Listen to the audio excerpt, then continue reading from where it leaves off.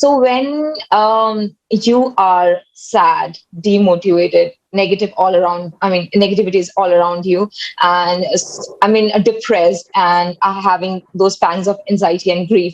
So at that time, how do we practice mindfulness? And also at that time, how do we live in present? Because if we live in present, so all that present is giving us is grief, negativity, and all the negative things. So what to do at that particular time?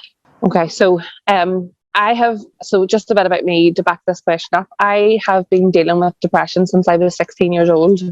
I have been on antidepressants since I was 16 years old, dealing with different traumas in my life, my childhood, the whole way up to teenage years.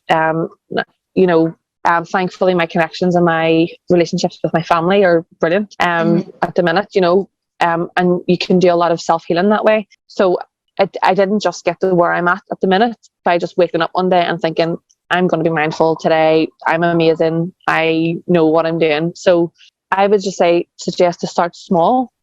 Your environment around you, I would always say to people, your internal matches your external. And sometimes we look outside and externally for validation, for people to make us feel a certain way. We look to other people to make us feel, and we give a lot of control to other people. So my suggestion is, whenever the outside is looking really crap, dark, dull, look inside and find out what makes you happy and what kind of a life is it that you want to live. What do you want to introduce to your life?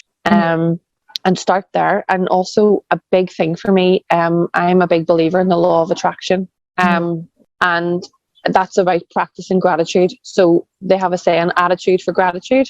Yeah. When you start appreciating the things that you already have, then you will attract more of the things that you want in your life. When you're grateful for what is in the now and the lessons that are being learned. So what I would say is, start small with your gratitude practice. Start small and look at different things, maybe not material things, but things around you, the space you have a roof over your head, you have friends that you can go and talk to, things definitely things like that. I've got clothes on my back, I've got milk and bread in my fridge. You start small things. So the more that people think if you want to be grateful, you have to be grateful for a car or a house or whatever, but that's not necessarily it. Start small, and the more that if you start each day with a grateful heart, you will then attract more into your life. And also celebrate your small wins. So yes, okay, we're depressed and we have not really good people around us. Sometimes we're learning about ourselves. Every experience that we go through, we learn, and then we can then learn what we want, what serves our soul, what makes us happy and what doesn't. And it's just about then getting to the point where you want to take away from that and realize that you are in control of you are in control of your life.